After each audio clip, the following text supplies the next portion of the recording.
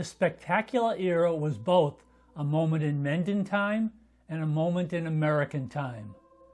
Mendon, along with numerous other colony towns, were caught in the crosshairs and had to make a life-altering decision.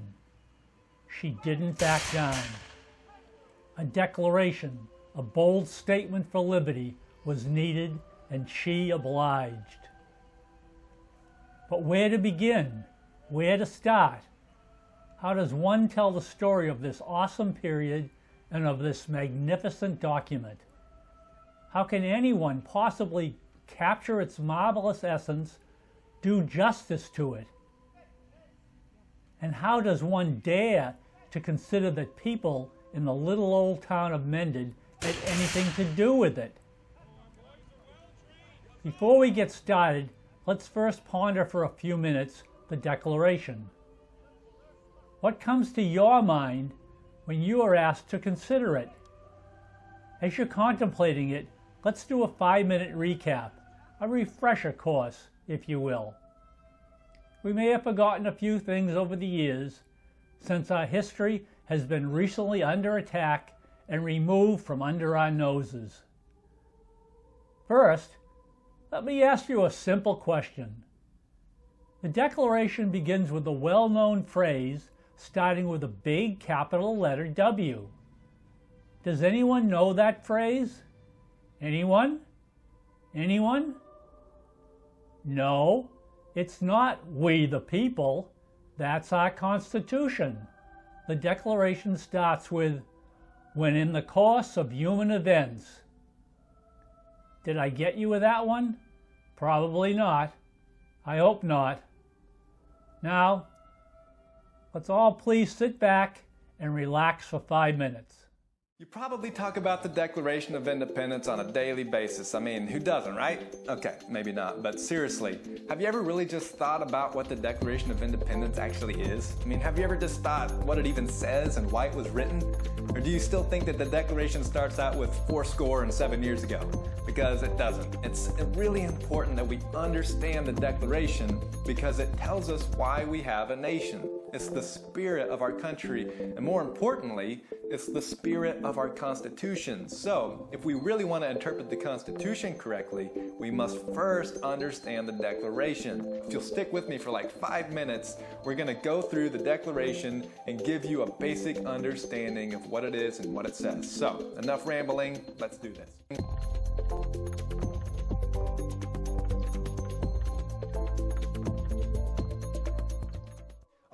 Let's start with question number 1.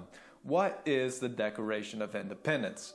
Basically, the Declaration is a document written and signed in 1776 that declared America's independence from England and established the 13 original colonies as their own independent nation, the United States of America. And why was it written? It was written because Americans wanted freedom, and England was oppressing the colonies. The King of England, good old Georgie boy, was doing what monarchs do best, which is being a tyrant. And the Declaration says, the history of the present King of Great Britain is a history of repeated injuries, all having in direct object the establishment of an absolute tyranny over these states. Unfortunately, tyranny and freedom don't really mix well, so something had to give. Either the Americans had to give in to the oppression or stand against it and break free from England's control. And needless to say, they chose the latter. They would rather die fighting for freedom than live under a tyrant's control. And so the Declaration of Independence was written, signed, and delivered to the king himself. So what does it actually say? Here's the major thought of the Declaration. We will acknowledge the Creator above all earthly kings. First, it lays out the spiritual convictions that form the basis for their reasoning. It says that they believe that all men are created equal, that they are endowed by their Creator with certain unalienable rights, and that among these are life, liberty, and the pursuit of happiness, and that to secure these rights, governments are instituted among men, deriving their just powers from the consent of the governed, and that whenever any form of government becomes destructive of these ends, it is the right of the people to alter or to abolish it and to institute new government.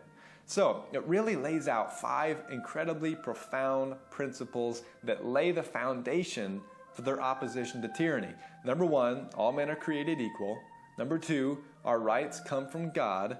Number 3, every individual has the God-given right to live life, to live in freedom, and to own property. Number 4, the purpose of government is to protect our God-given rights. And number 5, when government fails to protect our rights and instead infringes on them, the people have the responsibility to alter or abolish that government and to institute a new government that actually fulfills its rightful purpose.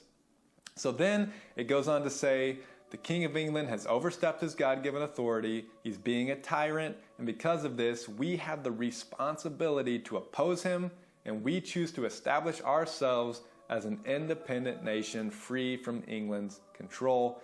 And then it lists 27 ways the King of England was being a tyrant and had overstepped his rightful authority.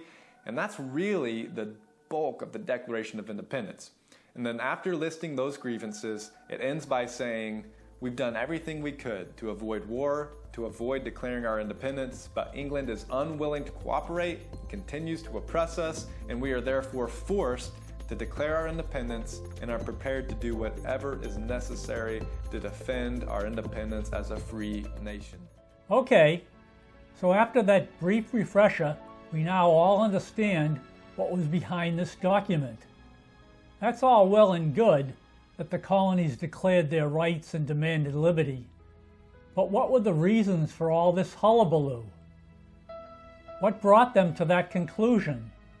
What was happening in the towns, cities, and outback to push these freedom-loving people to the brink? Did this happen overnight? No, of course it didn't. These things take time.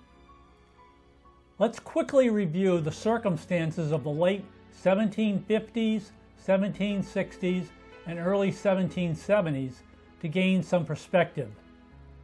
This won't take long. We'll just hit the high points.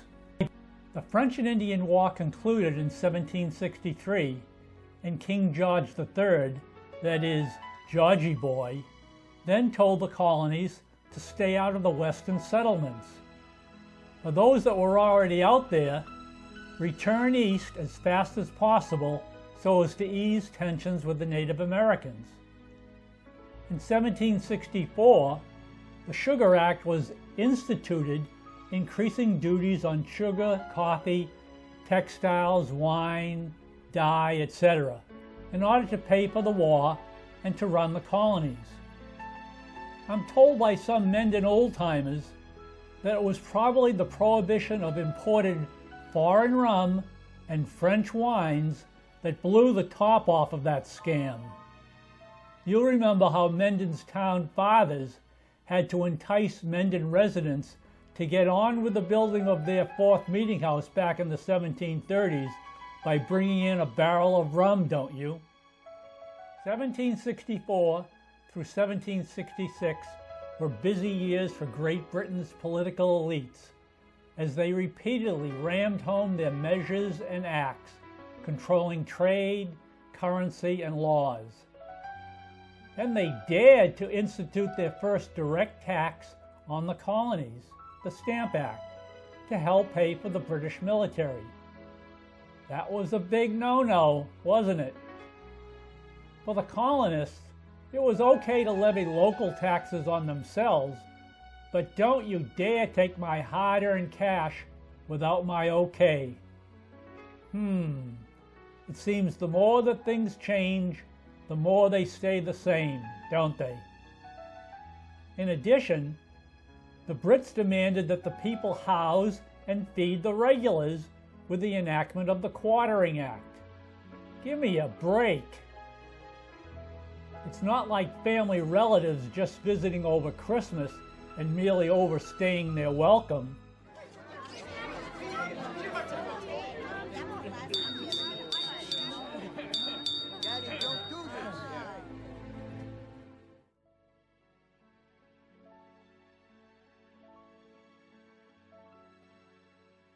Well now, it's usually true that our acquaintances and relatives eventually leave, But no, that was not the case with these British regulars. Someone in the colonies would need to say or do something about them overstaying their welcome. In this particular instance, the colonists decided to raise the bar. They sat down and wrote them a brief note. Yeah, that should do the trick, right? They'll need a little declaration of sorts to get them to understand. Maybe they'd finally get the point.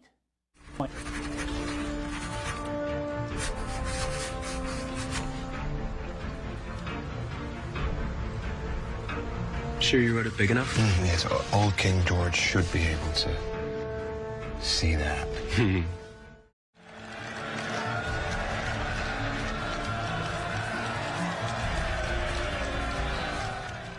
Yes, John Hancock's name was bold, all right, but all the founders were most likely shaking in their boots, knowing that each and every one of them would be sought for treason. Declaring their independence from Great Britain was fraught with peril. For sure, they would have to keep their heads on a swivel. I believe that Ben Franklin said it best.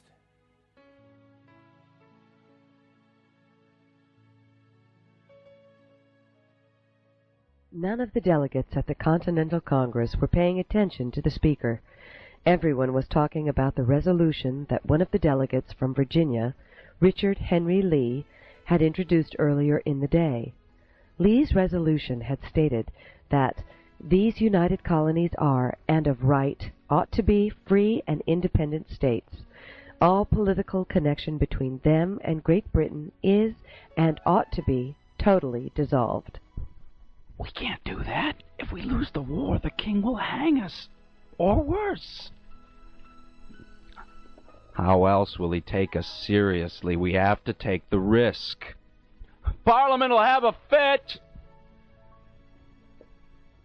The delegates finally agreed to Lee's resolution and chose a committee of 5 men to write the actual declaration which they would send to Britain's King George. The 5 men were John Adams, Benjamin Franklin, Thomas Jefferson, Robert Livingston, and Roger Sherman. After a few days, the document was ready.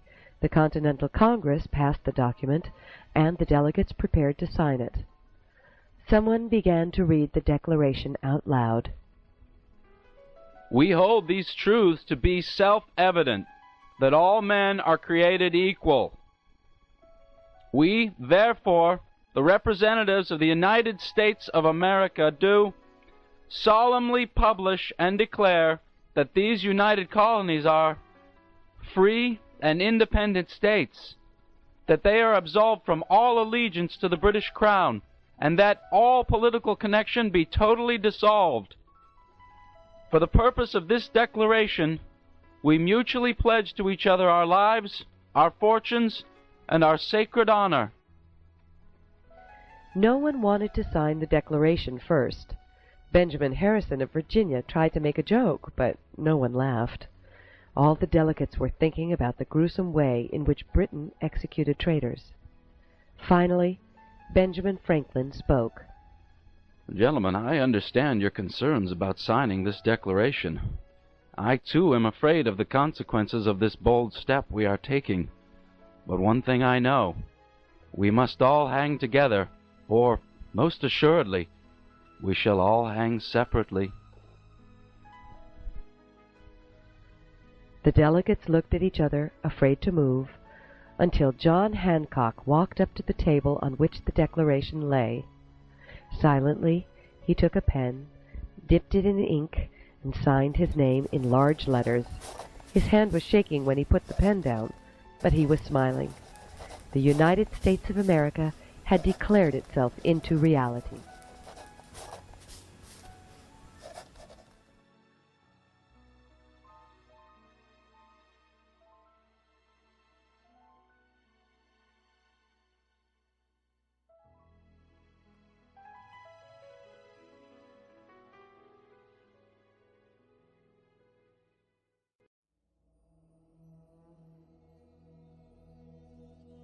Allow me to draw this act of sedition a bit clearer. High treason is considered the greatest capital crime a person can commit against the King of England. The punishment is extraordinary, ensuring a slow and hideous death. It begins when the accused is tied to a horse and dragged to the gallows, where he will be hanged by the neck, but cut down before he dies, so that he remains alive for what comes next, which is the slicing open of his abdomen and the burning of his intestines as they dangle outside his body. Only then will his head be cut off, his corpse then being cut up into 4 parts, all of which will be delivered to the king. Yes, the signers were gallantly courageous, but so were the people in the colonies who supported them. By the time of the Declaration's writing at Philadelphia's Second Continental Congress in the early summer of '76, the colonials had already heeded the words of Watertown's James Otis, "Remember taxation without representation?" And they appreciated the services of Roxbury's Dr. Joseph Warren, whose profound leadership would soon be cut short on Breed's Hill. Sam Adams, with his renegade underground Sons of Liberty, and Patrick Henry stirring the Virginia radicals to a feverish pitch, "Give me liberty or give me death," were raising the bar for sure. Yes, the colonies were becoming increasingly agitated. After all, what else could they do besides declare their independence? They had tried appeasement for years. That tact definitely didn't work. Before we dig deeper into the Declaration, and just as a little reminder, please, when you have a moment, take some time to watch Mendon Radicals, an episode in our History of Mendon video miniseries. You'll learn what Mendon was like during this period, discover how Mendon families were living, and see how they contributed to the American Revolution and the war. It portrays an understanding of town life and local experiences. The town was characterized in many ways. There were beautiful sights of pastures, orchards, fertile soil, and stone walls. The sounds were those of farm animals and creaking wagon wheels traveling along the dusty, bumpy roads. There were delicious smells from farmhouse kitchens and aromatic smoke rising from fireplaces. The taste of a delicious meal at one of the village inns was most certainly appreciated by hungry travelers. The feel of textures of warm sheets and blankets after a bone-jarring trip on a frigid, snowy night was comfort and relief. Several of the buildings and roads in the village center and surroundings still exist and are reminders of colonial times. But in this Mendon Morsel video, we focus primarily on particulars relating to the evolution of the Declaration of Independence, on what makes it such an impactful statement, and on those that contributed to it, including, as you'll soon learn, select residents of this tiny hilltop village of Mendon. These truths will be self-evident. Examining the heart and soul of the Declaration, we learn that none of this colonial commotion happened in a vacuum. Rules and laws had been slowly evolving that seemingly tried to protect the common people at the expense of the monarchs, the elite. Circumstances of human rights abuses and anxieties led to revolutionary thought around the globe for more protections. The everyday man had been expressing an overall feeling of discontent, and those thoughts were beginning to take hold. So, as you can see, the spirit and substance of the Declaration had been in the works for years, even many generations before July of '76. As far back as the early 1600s, Worldly philosophers, writers, intellectuals, yes, and even politicians had been repeatedly espousing the rights of man and slowly changing laws. From the Magna Carta in 1215 through the Glorious Revolution to the Declaration of Rights of 1689, regular people, regular folks, were finally reaching their limit. They were very tired of getting the short end of the stick. They wanted things to change. Soon, their hopes and dreams were about to come true.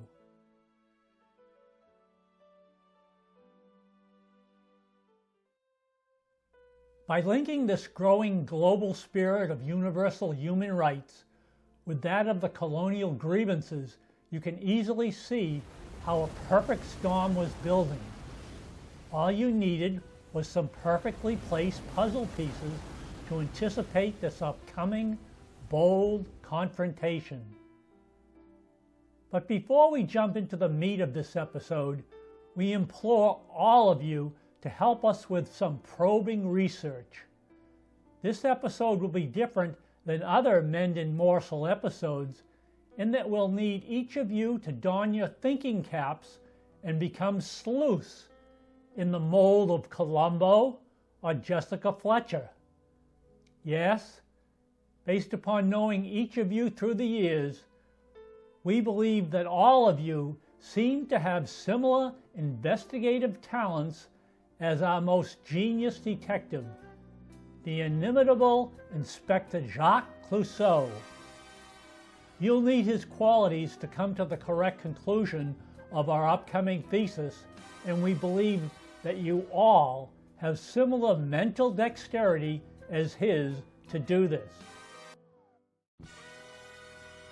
Yes, I'm sure that everyone in this room has Clouseau's investigative prowess. Let's get started.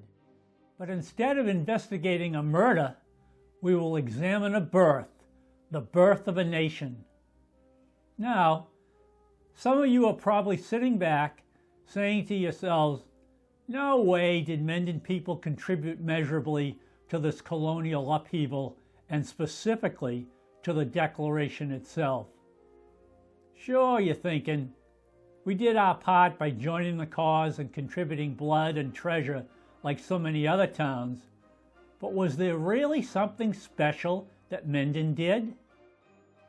After all, we were only just a little tiny town some 35 miles west of that revolutionary hotbed of Boston. And why haven't we read about this before in our history books? There's been an incident in the colonies. A group of rebels causing mischief and mayhem in the streets. These are our streets!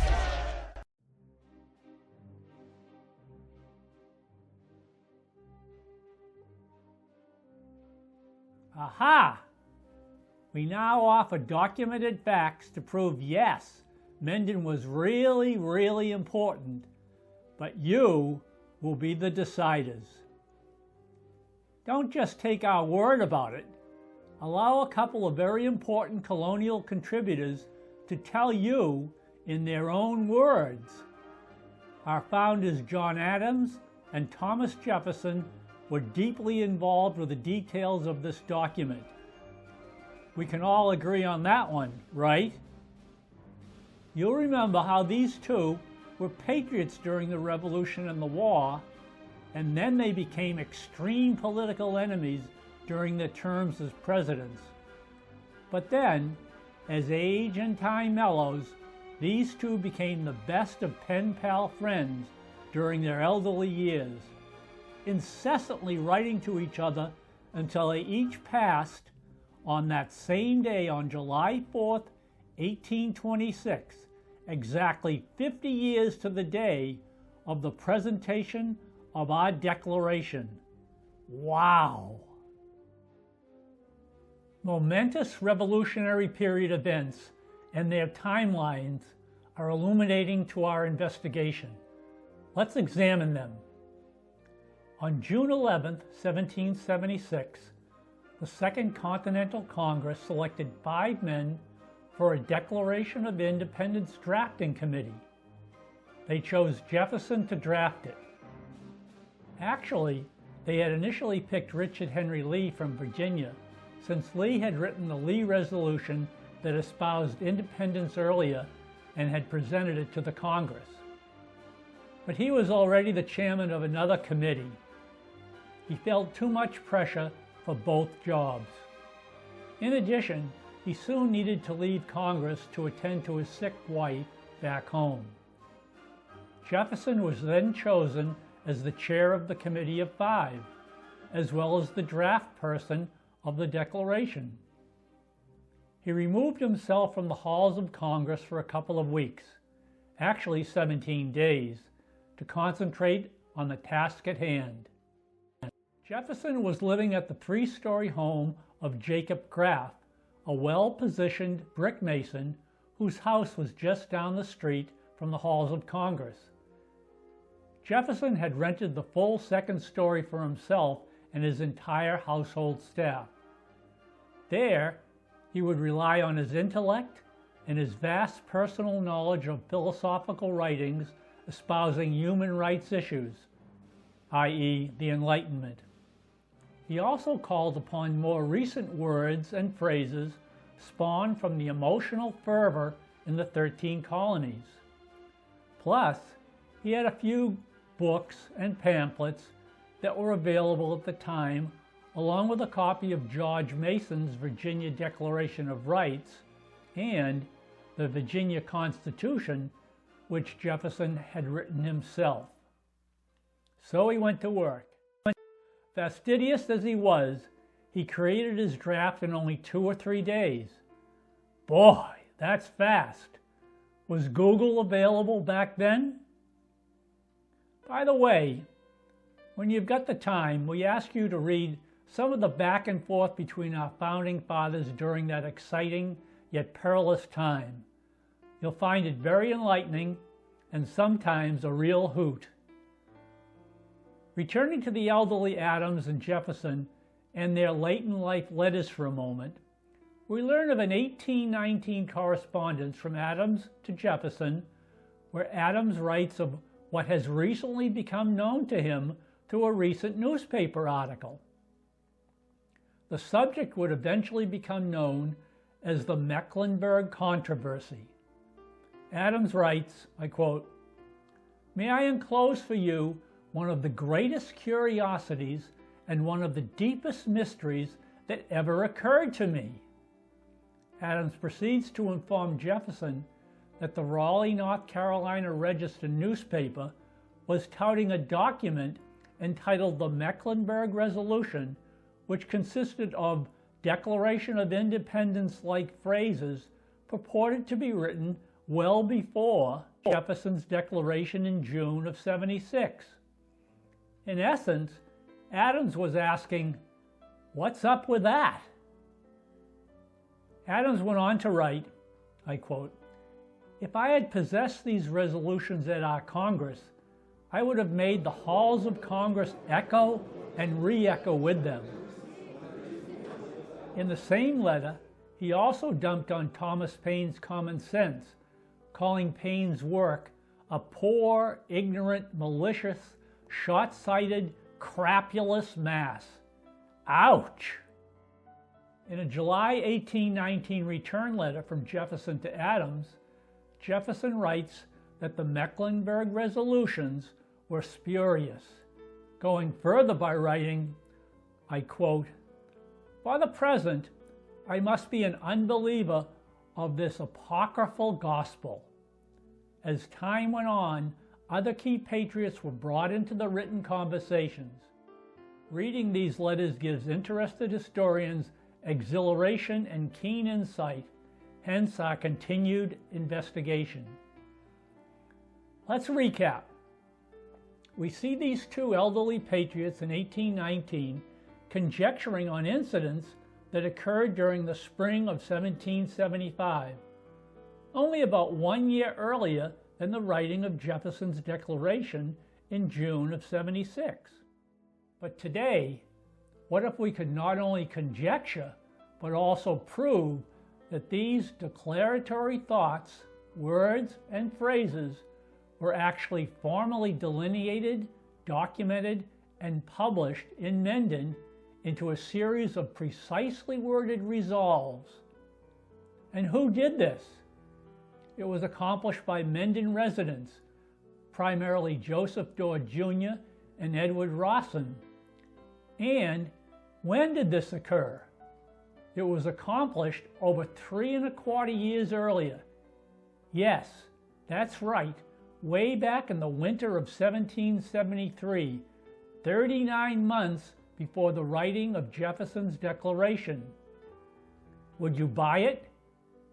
Would you believe that Menden's Edward Rawson and Joseph Dorr Jr. were primary drivers and wordsmiths? Or would you be doubting Thomas's? Let's make the case. Get ready.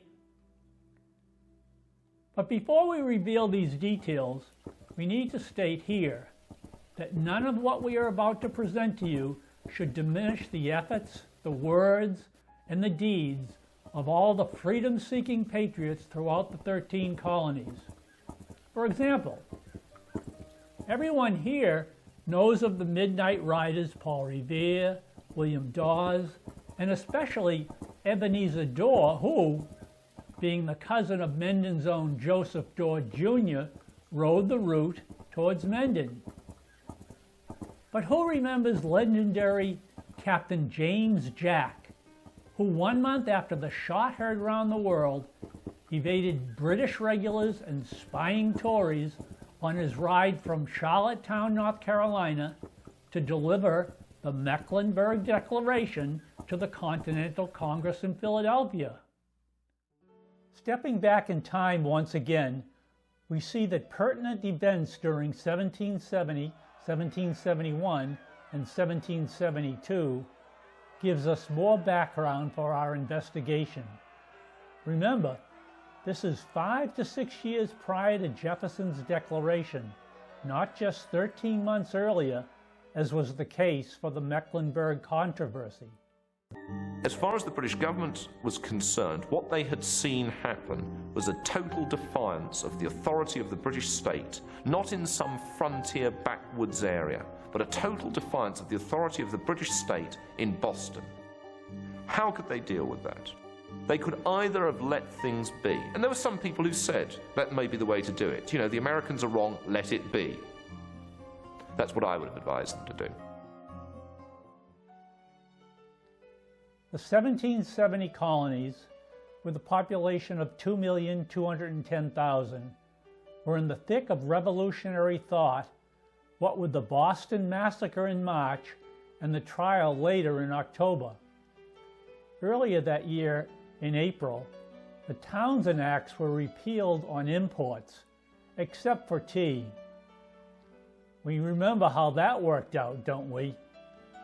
The Brits also stopped the Quartering Act so that at least the residents didn't need to deal with unwanted house guests any longer.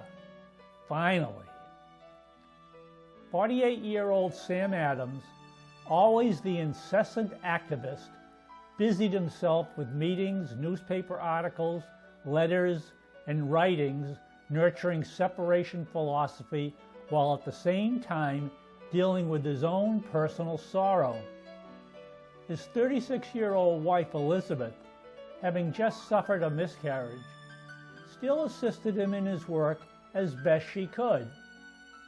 Sam, in a letter to fellow patriot Dr. James Warren, wrote, "Mrs. Adams has the sauciness to overlook me while I am writing, a trick I cannot break her of." Wasn't there any kitchen work for her? Whoops, I'm only kidding, folks. Fast forward to June of '72, when the British schooner Gaspee is burned off the coast of Rhode Island. After that incident, colonists were rounded up, interrogated, and then sent off to England for trial.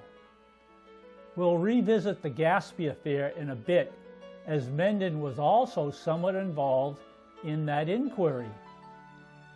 It's now November of '72, with Sam Adams and his radical Sons of Liberty stirring things up at a Faneuil Hall town meeting. He knew that it was high time to get more organized and communicate a strategy to all colonial towns. They needed to document the injustices and to express their goals and aspirations in writing. Residents gathered for a Boston town meeting at Faneuil Hall on Monday, November 2nd.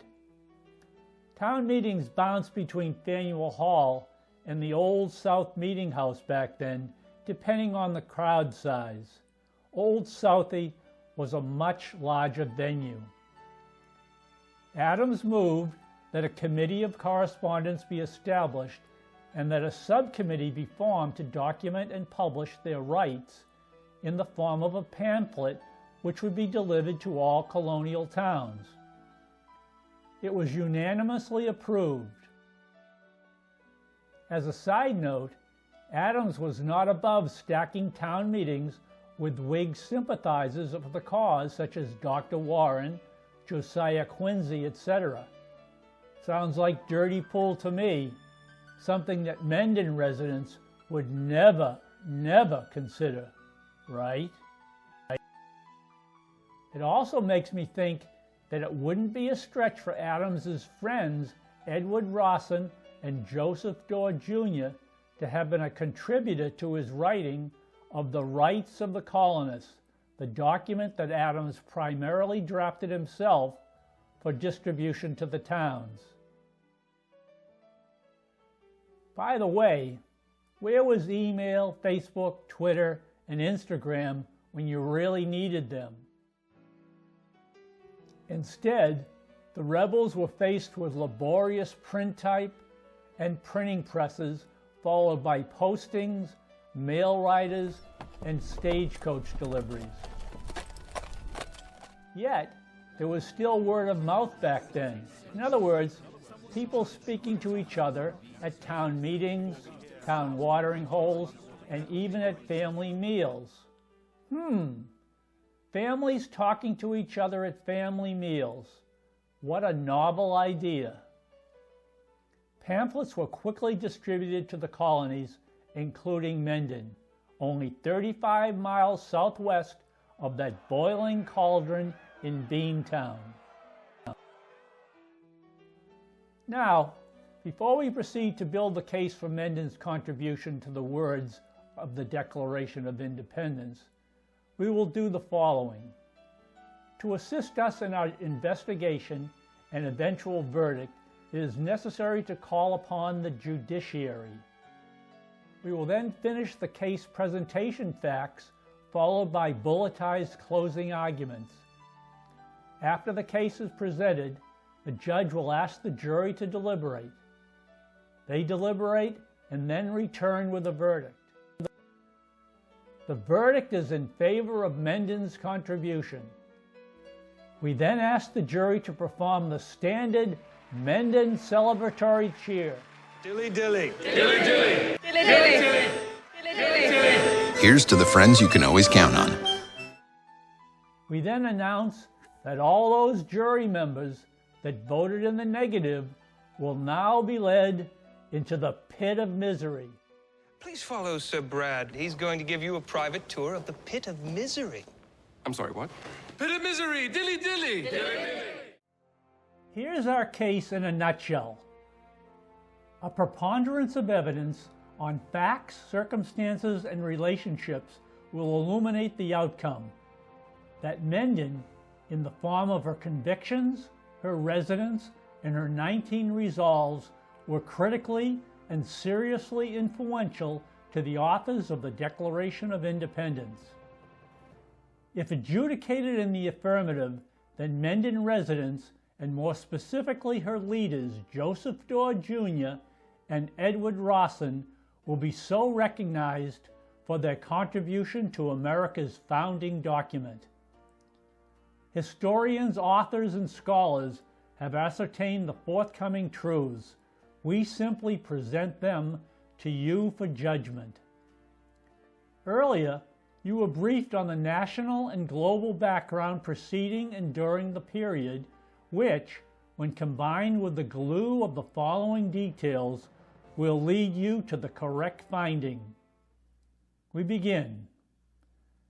As colonial agitation against the Brits amplified during the late 1760s and into the early 70s, many people, many towns, remained not only hopeful for a peaceful resolution, but also pressed even harder with their olive branch offerings. Not Mendon. She had had enough. Her aspirations were clearly on the side of separation and eventual independence. This attitude prevailed years before that first shot. Historians William Cullen Bryant and Sidney Howard Gay knew this, and in 1879 stated that, I quote, as early as March 1st of 1773, Mendon had formally adopted and documented in town records their 19 resolves. These scholars went on to say that, I quote, the first two public documents that influenced the Declaration was Thomas Paine's Common Sense and Mendon's 19 resolves. As we said earlier, Mendon's convictions and resilient nerve didn't just happen overnight.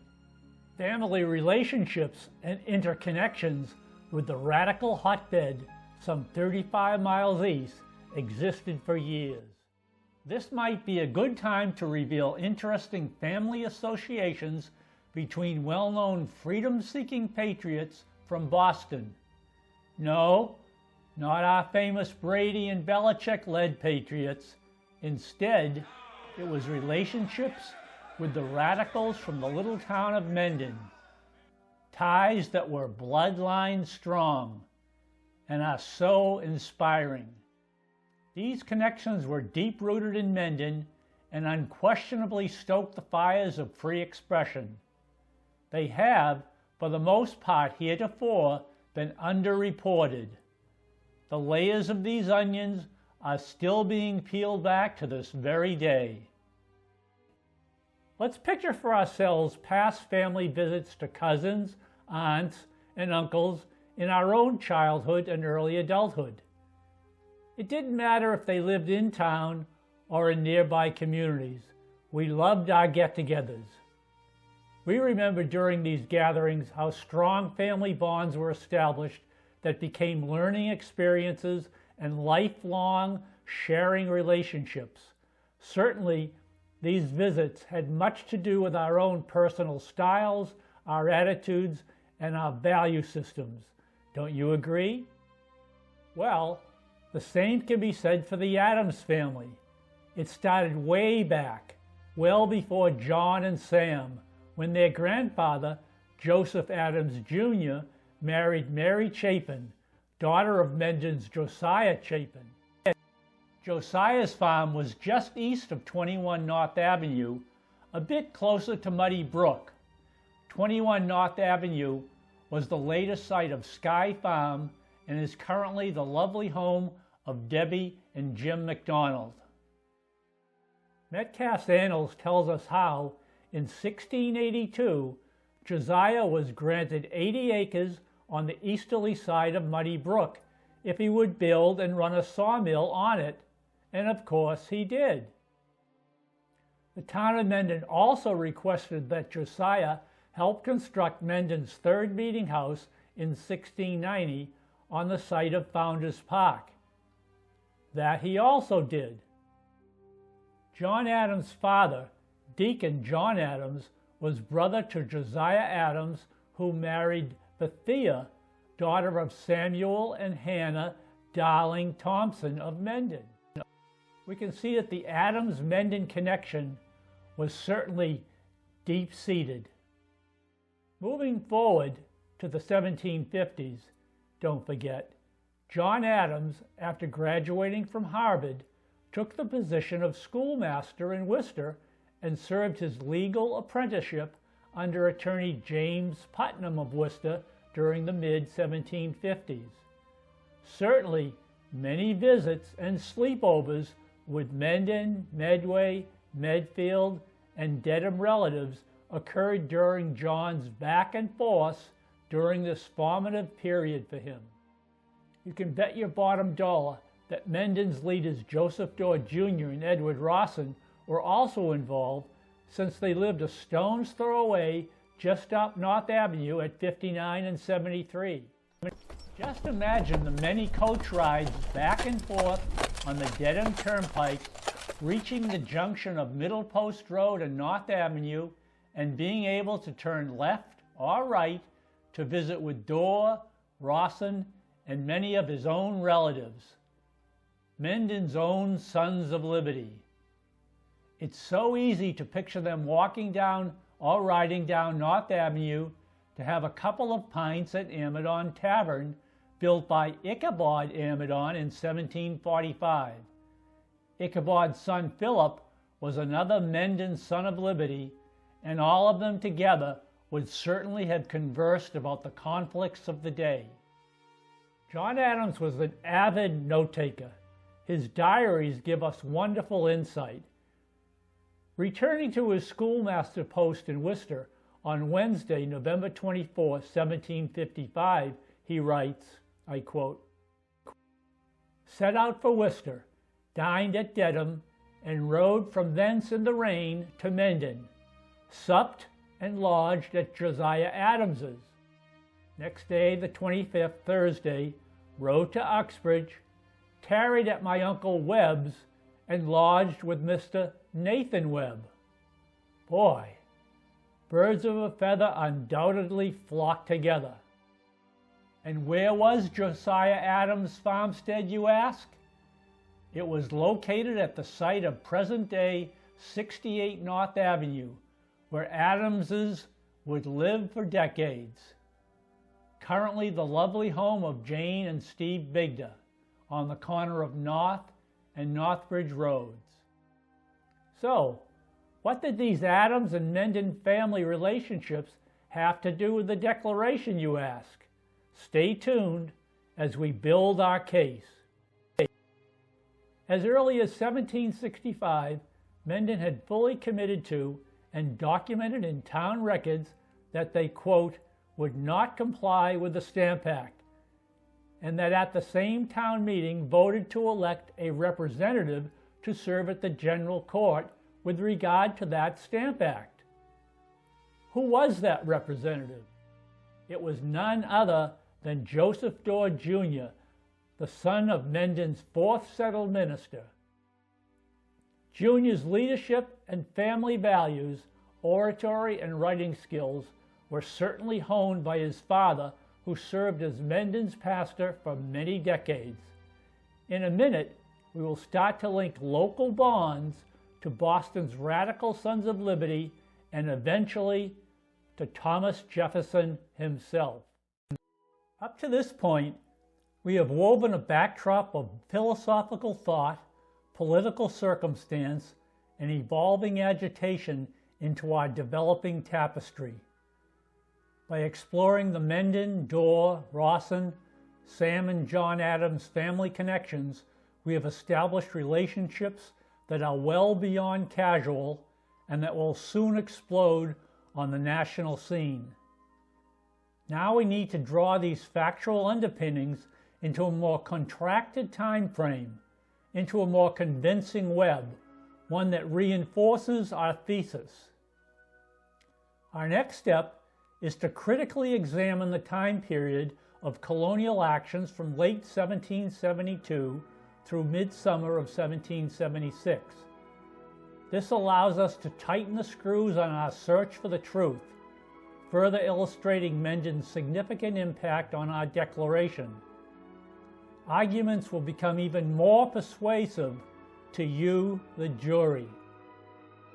Remember when Mendon responded almost immediately to Boston's Committee of Correspondence November 1772 pamphlet, especially when you consider news distribution delays in those days?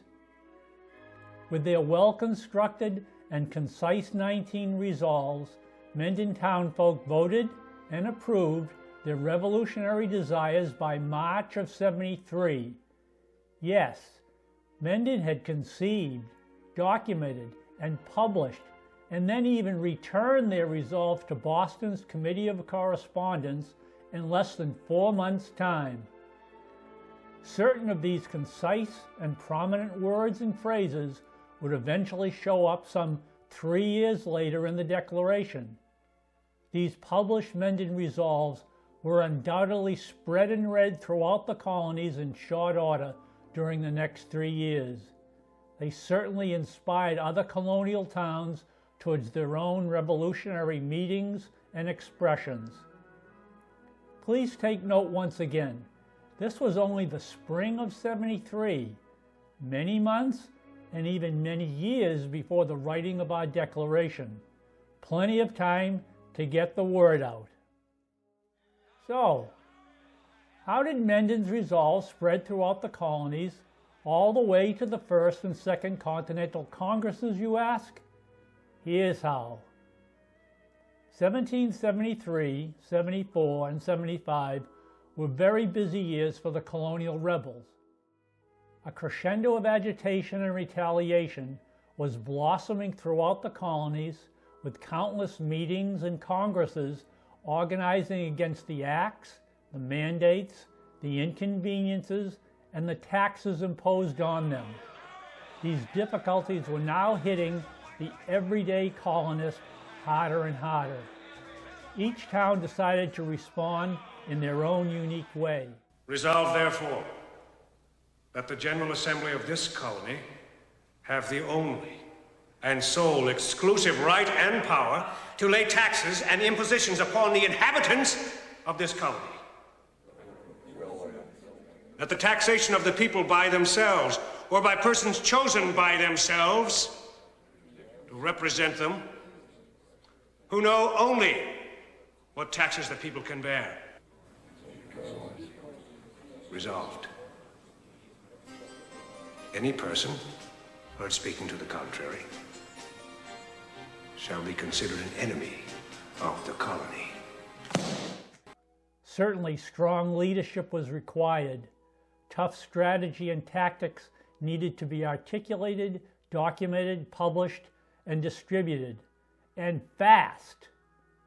As an example of this defiance, we offer 3 intense events of the many that occurred during this period as examples.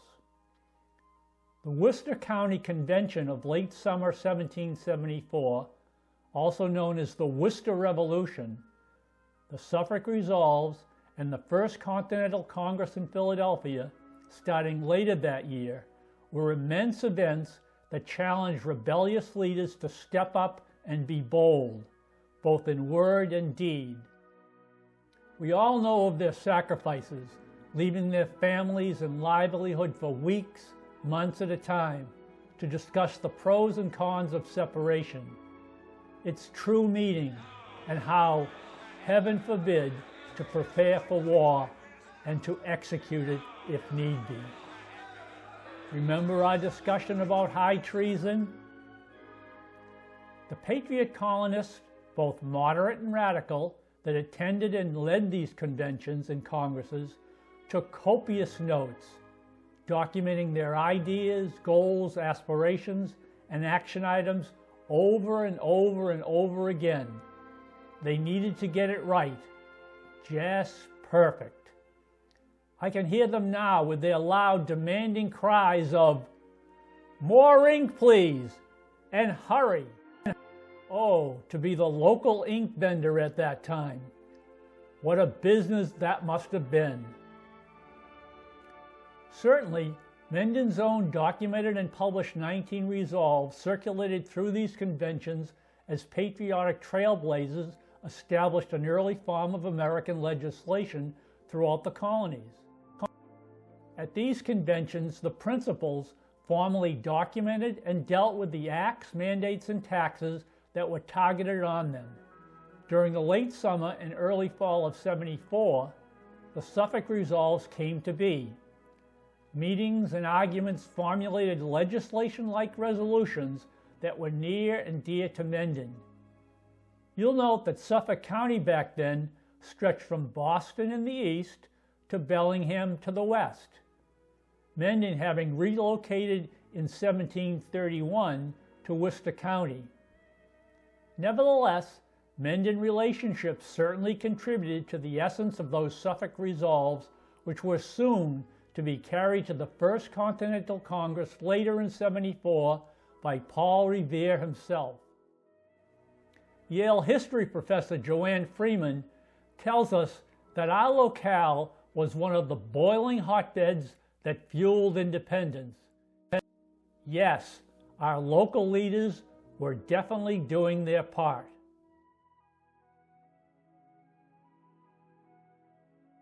But let's talk for a minute here about what we're talking about in the way of numbers. As far as how many loyalists are there, what are we talking about roughly percentage-wise? Historians estimate that roughly 15 to 20% of white males were loyalists by the war's end.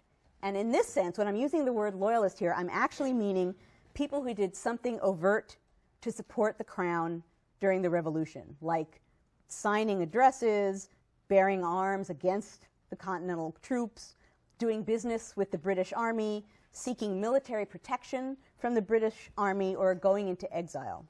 So just people who are doing those activities, 15 to 20% of white males. When you add to that percentage those who just wanted to avoid involving themselves in the struggle, you end up with roughly half of the white male colonists not falling into the category of patriot, or if you use a term that the loyalists would have used, rebel. So all in all, only about half of the white male population actively supported colonial resistance. And at different times of the war, depending on the immediate circumstances, obviously people changed their views. Now, there were any number of reasons to stay loyal to the crown. And I'm guessing, certainly if I hadn't studied this time period, I would assume that there's like the stereotypical image of the Tory, who one would assume is this sort of aristocratic person, this really rich person, in a very fancy wig, with very fancy clothes, taking snuff, and doing a variety of other aristocratic 18th century gentry kind of things, who's sort of sneering at the rebels. I think there's sort of some stereotype we have in our brain about who Tories are. But as a matter of fact, some Tories fit into that category, but certainly not all. Wealth and poverty, high status and low, every kind of ethnicity could be found on both sides of the crisis. And from colony to colony, different kinds of people chose different sides depending on regional circumstances. So for example, in New York, a lot of the landed gentry tended to be loyalist. In Virginia, the landed gentry tended to not be loyalist. In Massachusetts, small farmers tended to be patriots. In New York and North Carolina, or at least the upcountry of North Carolina, small farmers did not necessarily tend to be patriots. So it obviously varied region by region depending on local circumstances. In general terms, in very general terms, you could say that loyalism was stronger in the middle states than in New England, and stronger in the lower South than in the upper South, and very strong particularly in New York, which the British ended up holding throughout most of the war, and weakest in Massachusetts, Virginia, and Connecticut. Connecticut stood up. But there's a reason for that, because those are among the oldest colonies with a very long tradition of self-government, of aggressive self-government. Educator and historian Michael Bliss has studied Mendon's impact on the Second Continental Congress and the Declaration of Independence. He has presented a thesis about the importance of Mendon's contribution in his work entitled Mother Mendon's Influence on the Founding Fathers. Michael, you write that to make the argument that the Mendon resolves did in fact influence the authors of the Declaration, two questions need to be answered. Number one, are there similarities between the two documents? And number two, were Jefferson and Adams aware of the Mendon resolves prior to the Declaration's writing? Please, if you don't mind, let's answer question number two first. Thus far in our video, we have attempted to prove that the Adams and Mendon relationships throughout and even before the Revolution were widespread and that these exemplary leaders were involved with all aspects of preparation and correspondence. Would you acknowledge that the answer to question number 2 is yes? Absolutely. Throughout our analysis, substantial evidence has come to light that I believe would convince most that the key characters involved with some of the Revolutionary period's most pivotal documents were indeed connected. Many historians support the narrative that the sharing of revolutionary ideals was a common practice during this time period. The sharing of ideals was facilitated by the interconnectedness that existed amongst these men. Based on the evidence, it is reasonable to assume that the men being discussed here, Dorr Jr., Rawson, Jefferson, Adams, and the others responsible for creating both the Menden Resolves and the Declaration of Independence, at the very least knew each other. So it is also not unreasonable to assume that they borrowed from each other when needed and when it served their purposes. Michael, what about the similarities of these two documents? Please explain the parallels between the two. In my opinion, explaining the similarities between the two documents is the easy part. If one looks at Menden's first resolve, they'll encounter a statement that should be familiar to most Americans. The first resolve reads that all men have naturally an equal right to life, liberty, and property. Almost the exact terminology can be found in the second sentence of the preamble portion of Jefferson's Declaration. Arguably one of the most famous American sentences ever written, it reads, "We hold these truths to be self-evident, that all men are created equal, that they are endowed by their Creator with certain unalienable rights, that among these are life, liberty, and the pursuit of happiness." Now the wording and terminology aren't exact. Jefferson chose to end his statement with the word "in pursuit of happiness" instead of property, but the intent of each statement is clearly the same. And while many credit John Locke as the originator of this specific language, and identify him as the champion of natural rights who may have influenced the Committee of Five, it's impossible to know for sure. Menden's first resolve clearly echoes Locke's writing, and Jefferson and Adams may have seen that incorporation of Locke's ideas into the Menden Resolves, thought it was an excellent idea, and proceeded in much the same way. Another similarity between the two documents is evident in Menden's second resolve and the very next sentence of Jefferson's preamble. Jefferson's words are as follows: that to secure these rights, governments are instituted among men, deriving their just powers from the consent of the governed.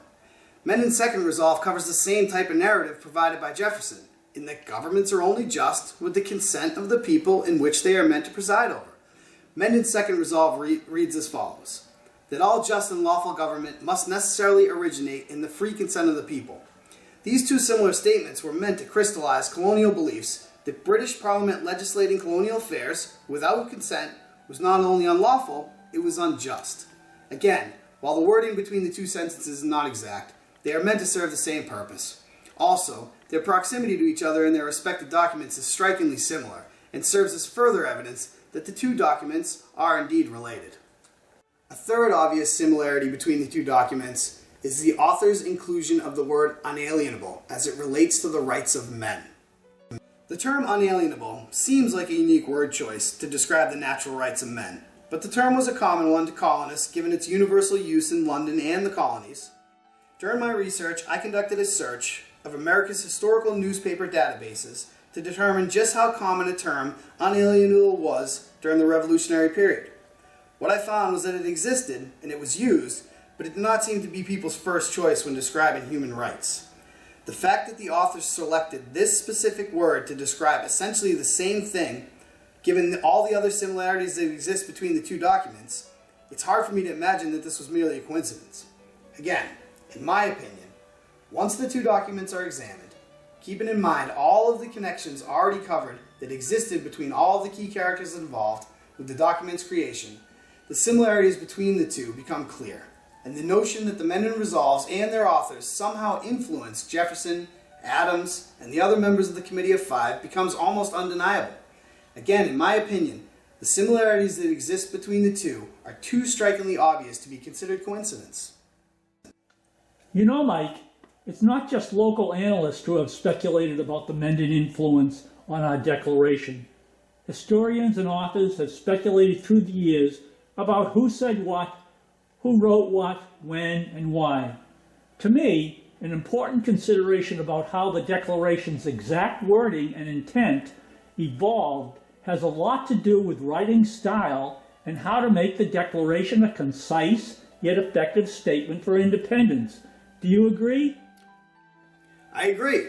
Contemporary historians have been hard at work recently investigating certain elements regarding potential influences of the Declaration. Given the similarities between the two documents, Menden's 19 Resolves and the Declaration of Independence, and the evidence presented in this video, it is my opinion that at the very least, Joseph Dorr Jr. and the Menden residents responsible for the creation of the Menden Resolves should be included in any discussion focusing on potential influence of the Declaration of Independence. And if this thesis is accepted, the historiography surrounding the Declaration would need to change, and it would have to evolve into one where Joseph Dorr Jr. and the other Menden residents involved with the Resolve's creation receive the credit they so rightly deserve as some of the most unsung heroes of the Revolutionary period. We have just heard from Michael Bliss about the personal and family relationships between the Adams family and the Menden Patriots, as well as the fact that document similarities are substantial considerations in his opinion that Menden must have had an impact on the writing of our founding document. Nevertheless, in the search for truth, there is always, quote, the other side. To be fair and balanced, differing points of view, i.e. arguing both sides, are often required in evidentiary proceedings. Since we can't ask Rawson, Dorr, John or Sam Adams, or Jefferson, or any of the other revolutionary patriots to stand up here and tell you what happened, we need to somehow offer an alternate point of view in an unbiased manner. Hence, a combination of circumstantial evidence and factual timeliness will now be articulated. Jury, please prepare yourselves for closing arguments. Here's where you, the jury, lock arms with Thomas Paine and together use a good dose of common sense. First, in your opinion, are city and town meeting records considered genuine? Yes, they are. Are personal diaries considered factual material documents, at least as being the impressions of the writer? Undoubtedly, yes. Are congressional and commission records considered authentic? Of course they are, yes. Clear and concise civil documentation and personal diaries have been presented to you that describe congressional and political relationships. And although Sam Adams was not much of a note-taker, nor did he keep a diary, as far as we can tell, he was an active leader in the cause and penned the rights of the colonists in late 1772. Those rights worked their way into Boston's Committee of Correspondence pamphlet distributed to colonial towns, including a town 35 miles southwest of Boston that housed Adams' relatives and legislative rebel friends Joseph Dorr Jr. and Edward Rawson. Second, you know how it's great to be first at something? Winning at Scrabble, tops in your class, leading a sports team to the championship, first at the dinner table. Well, Boston was the leading hotbed of patriotic fervor and led other towns to join the effort. Menden responded in kind with numbers and a documented, clear-cut set of resolves conceived, written, published, and delivered back to Boston in less than 4 months. Yes, other colonial communities followed, but the operative word here is followed. The Menden voted to, quote, accept these resolves into the town book so that our children in years to come may know the sentiments of their fathers with regard to our invaluable rights and liberties. Thirdly, the similarity of selective words and phrases in our Declaration and our Menden resolves cannot be overlooked. We have articulated them judiciously for your acceptance.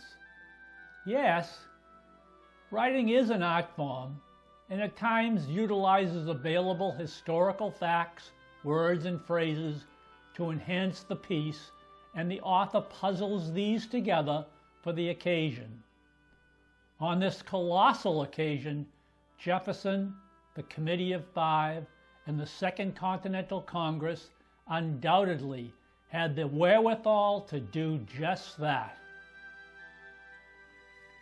Well, there we have it, ladies and gentlemen of the jury. We believe that we have presented a preponderance of evidence that Menden's relationships and resolves had a tangible and provable impact on the writing of our Declaration of Independence. Wherever the truth may lie on original authorship of the text of the Declaration of Independence and Menden's role in that text authorship, there is one inescapable conclusion. The fact of the publication of the Menden Resolves in March of '73 was a revolutionary and treasonous act against the Crown. At a time when the tensions between the Massachusetts colony and the King were very high, and the King's military occupied Boston, Menden's forebears put their names, property, liberty, and very lives on the line, and helped to give birth to a new nation, the United States of America. It is up to all of us to ensure that truth is known and understood and preserved for eternity. Jury, it's now in your hands. It's time for deliberation and hopefully a verdict.